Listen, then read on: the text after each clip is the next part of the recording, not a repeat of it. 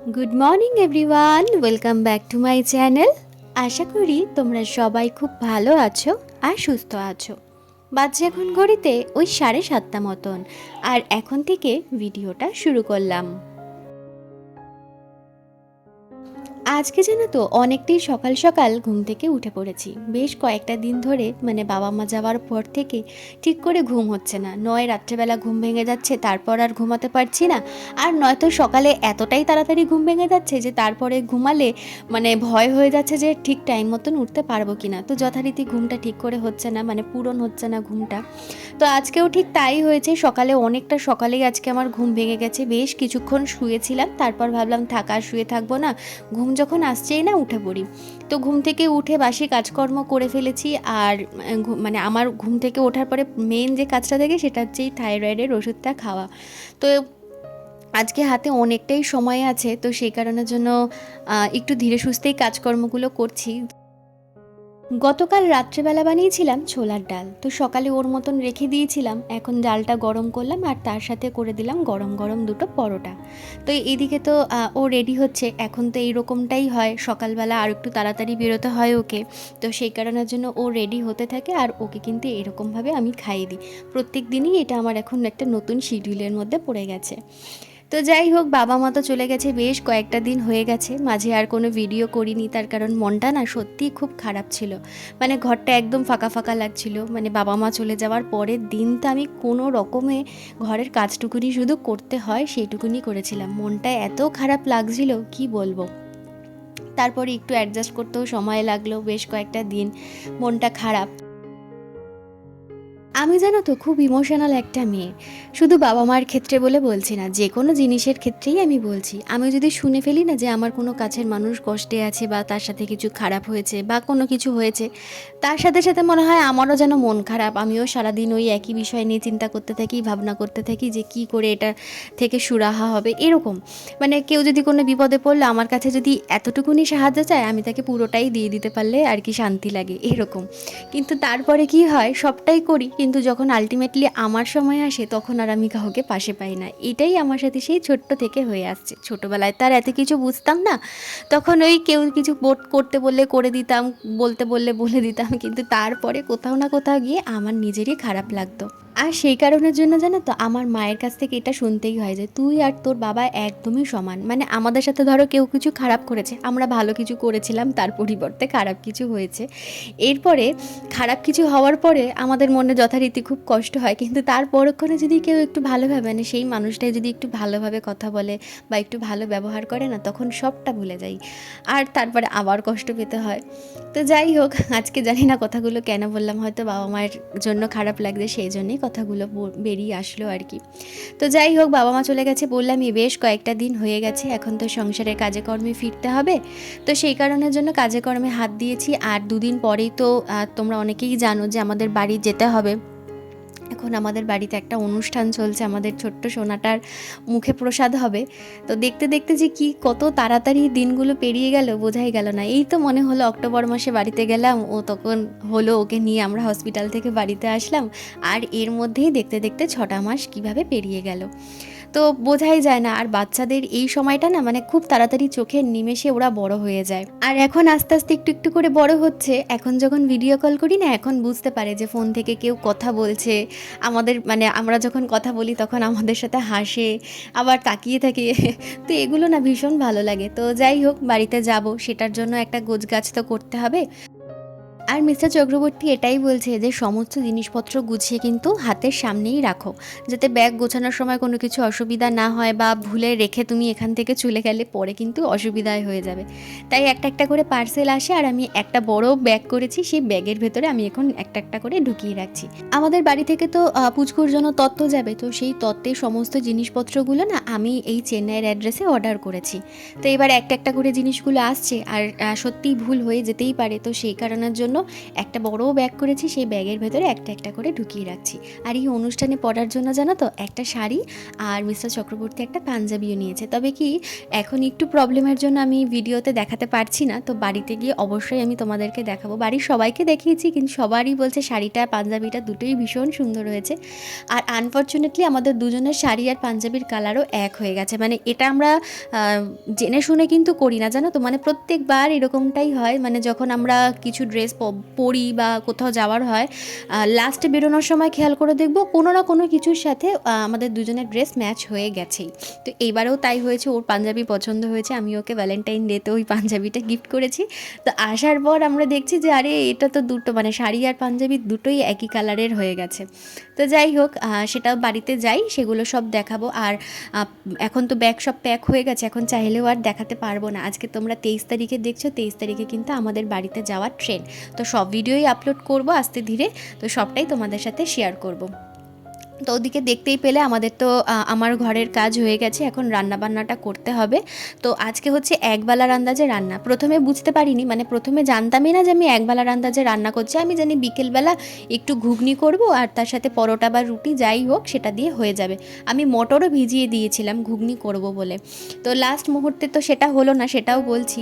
তোমাদের কয়েকটা দিন আগের ভিডিওতে আমি দেখিয়েছিলাম যে আমাদের একটা এখানে বিয়েবাড়ির ইনভিটেশন পড়েছে, মানে ইনভাইট রয়েছে আমাদের। তো এখানে 3 বছর রয়েছি, এই 3 বছরে কিন্তু আমরা 3টেই বিয়েবাড়ি পেয়েছি জানো তো। তো দুটো তো সাউথ ইন্ডিয়ান, আর আজকে যে বিয়েবাড়িটার কথা আমি বলছি এটা হচ্ছে খ্রিস্টান। তো যার বিয়ে সে হচ্ছে মিস্টার চক্রবর্তীর অফিস কলিগ। তো প্রথমটাই ভেবেছিলাম কি যে আমরা যাব না, এটাই কনফার্ম হয়ে গেছিলো যে আমরা অনেকটা দূর, প্রায় যেতে গেলে 3-3.5 ঘন্টা মতন লাগে। তো যাব না, গাড়ি নিয়ে তো যাওয়ার কোনো প্রশ্নই উঠছে না, অত দূরে ব্যাপার। তো যাওয়া হবে না, অত দূরে কিভাবে যাব, কিসে করে যাব, আবার রাত্রেবেলা ফেরারও একটা ব্যাপার আছে, একটু সময় বসতে না বসতেই আবার ফিরে চলে আসতে হবে। তো সেই কারণের জন্য না আমরা ডিসাইড করেছিলাম যে ঠিক আছে যাব না। ওই দিনকে তোমাদের ওদের অফিস থেকে সবাই যাবে, তো ও তাড়াতাড়ি করে বাড়িতে চলে আসবে, এটাই আমাদের প্ল্যান ছিল যে বাড়িতে এসে আমরা দুজনে বেরোবো। তো অফিসে যাওয়ার পর থেকে ও আমাকে বারবার করে ফোন করছিল আর বারবার করে বলছিল যে দেখো তুমি কি যাবে, তা ট্রেনে যাবে, মেট্রোতে যাবে না অটোতে যাবে। তা আমি বললাম যে দেখো তুমি যেটা ঠিক মনে করবে সেটাই তুমি করো, এখানে আমার কিছু বলার নেই। এবার আমি বুঝতে পারছি যে ওর যাওয়ার খুবই ইচ্ছে আছে, অফিসের থেকে সবাই যাবে, তো স্বাভাবিকভাবে ওরও একটা ইচ্ছে। আর আমরা কখনো খ্রিস্টানের বিয়েতে আমরা অ্যাটেন্ড করিও নি, সেখানে আমারও খুব ইচ্ছে। এবং একটা দিন আমাদের ঠিক হয়েছিল যে যাব, সেই যাব বলে আমি একটা কানের দুলও কিনে এনেছিলাম, কিন্তু তারপরেই আবার ডিসাইড হয়ে গেল যে আর যাওয়া হবে না। তো এরকম করতে করতে প্রায় 3:30 মতন বাজে, তখন আমাকে বললো যে তাহলে কি করবে, যাবে? তারপরে আমি ভাবলাম যে থাক, যাওয়ার যখন ইচ্ছে, তা আমি বললাম যে ঠিক আছে চলে আসো, তাহলে আমিও রেডি ফেডি হচ্ছে আস্তে ধীরে, তাহলে তাড়াতাড়ি করে বেরিয়ে যাব। তো তারপরে গিয়ে ঠিক হলো 3:30 পরে যে হ্যাঁ আমরা যাচ্ছি। তো সেই কারণের জন্যই বললাম এখানে একবেলার আন্দাজে রান্না। সেই মটর তো ভিজিয়ে ফেলেছিলাম, জলটা ফেলে ফ্রিজে ঢুকিয়ে দিলাম, আর পরে মানে কালকে আর কি করে ফেলবো। তো এখানে তখনও পর্যন্ত জানতাম না, তো সেই কারণের জন্য খুব আস্তে ধীরে আমি কাজ করছিলাম। কিন্তু ওই 3:30 পর জানার পর থেকে খুব তাড়াহুড়ো, কোথাও একটা বেরোবোর কথা শুনলে একটু রেডি হতেও সময় লাগে, কোন ড্রেস পরবো সেটা সিলেক্ট করতেও সময় লাগে। তো আমি না ওইটার কোনো টাইমই পাইনি, হাতের সামনে যা পেয়েছি বা ও যেটা পেয়েছে সেটা পরেই আমরা দুজন মিলে চলে গেছিলাম। তো এখানে দেখো আমার খাওয়া দাওয়াও হয়ে গেছে, সকালবেলা ঘরের সমস্ত কাজকর্ম কিন্তু আমি এখানে পুরোপুরি কমপ্লিট করে ফেলেছি। তো এই হচ্ছে দুপুরবেলার সিন। 3:30 পর জানতে পারার পর আমি এখানে এই ড্রেসটা বের করেছি, এই হলুদ কুর্তি আর এই চুড়িদারটা, মানে এই চুড়িদারটাই আর কি পরবো। তো এখানে তো তোমাদেরকে আগেও বলেছি, এখানে বিয়েবাড়ি হোক, অন্নপ্রাশন হোক, মানে অনেক বড় অনুষ্ঠানই হোক না কেন, এখানে কিন্তু কেউ কোনো মেকআপ করে না, মানে নো মেকআপ লুকে আর কি চলে, ঠিক আছে। শুধু ব্রাইড সাজে, আর খুব ক্লোজ যারা থাকে তাদেরকেই আমি দেখেছি সাজতে, তাও মানে আর কি নাম মাত্র, মানে এরকমটাই সাজে, মানে যেরকমটা সেজে আমরা হয়তো একটু শপিং করতে গেলাম এরকম আর কি।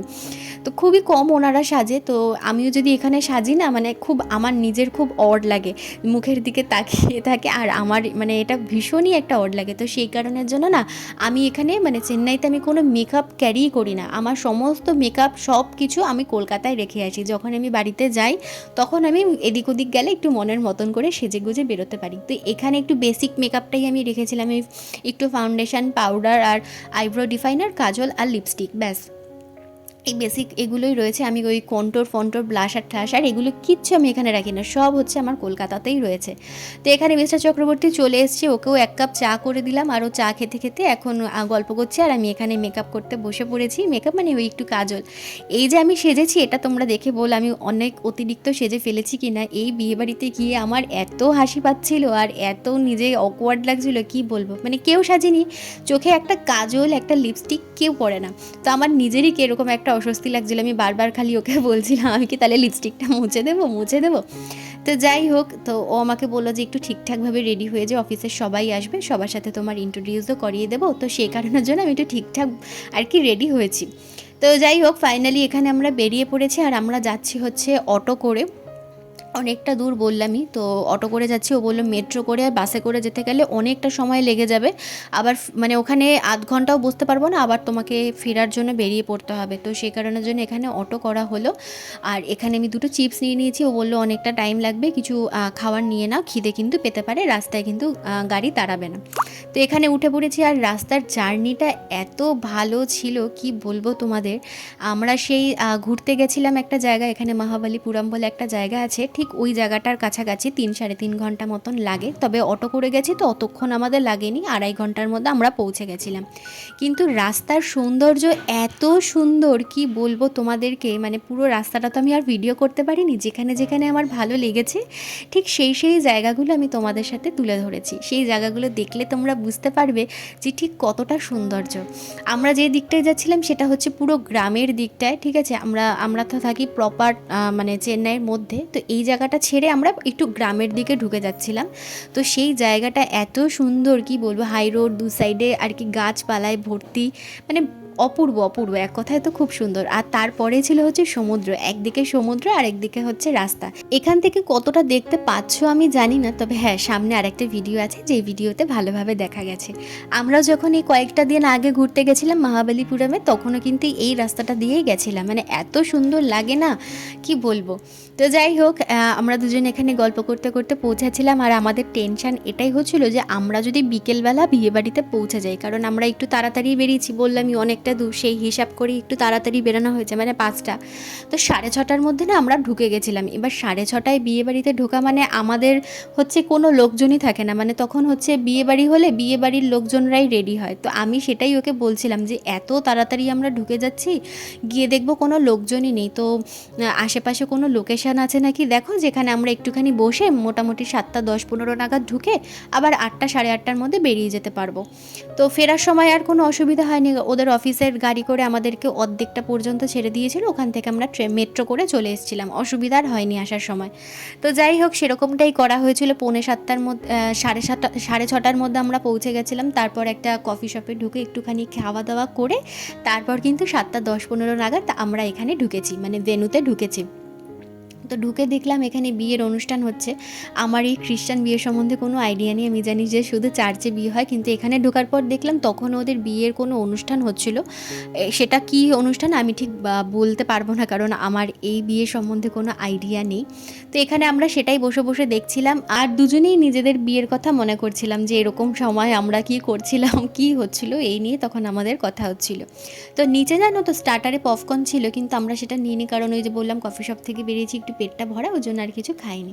তো এখানে ওদের আবার একটা এন্ট্রি হলো, মানে দেখতেই পেলে গাউন পরা ছিল, তো সেখান থেকে ওরা বেশ কিছুটা টাইম নিয়ে আবার দুজনে ড্রেস চেঞ্জ করে এখানে ওদের এন্ট্রি হলো।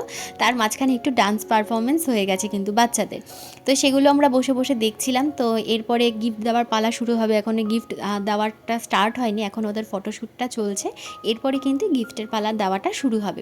তো এখানে তোমাদেরকে তো আগেও দেখিয়েছি যে এখানে সবাই লাইন দিয়ে এরকম ফটো তোলে, যে এনারা গিফট দেওয়ার জন্য দাঁড়িয়েছে, গিফট দেওয়া হয়ে গেছে, এখন ওনারা ফটো তুলছে, এবার কিন্তু ওরা স্টেজ থেকে নেমে যাবে, আবার পরের লোকজন উঠবে। তো আমরাও এখানে কিন্তু লাইনেই দাঁড়িয়ে আছি, আর তখন বাজে প্রায় 7:30 পৌনে 8টার কাছাকাছি, কিন্তু বিয়ে বাড়িতে সেরকম কোনো লোকজন আমরা কেউই দেখতে পাচ্ছি না, তাই ভাবলাম যে এই কয়েকজনের লোকজনই বোধহয় রয়েছে। তো তারপর দেখলাম না, আমরা যখন খাওয়ার জন্য নিচে নামছি তখন অনেক লোকজন আর কি ওপরে উঠছে। তো এখানে আমরা খেতে বসেছিলাম প্রায় 8:10 খাওয়া দাওয়া করে আমরা গাড়িতে উঠেছি তখন 8:20 বাজে, মানে মানে এরকম আমার জীবনে প্রথম হলো যে আমি ৮টা মানে মধ্যে রাতের ডিনার কমপ্লিট করেছি। আর এই বিয়েবাড়িতে খাবারটা ভীষণই ভালো ছিল। চিকেন বিরিয়ানি ছিল, তারপরে রাভা ছিল, তারপরে রায়তা আর একটা চাটনি টাইপের ছিল, আর তার সাথে ছিল হচ্ছে এই চিকেনের এই ললিপপস গুলো। তো চলো আজকের জন্য ভিডিও এখানেই শেষ করলাম। দেখা হচ্ছে আগামীকাল। সবাই সুস্থ থেকো, ভালো থেকো। টাটা।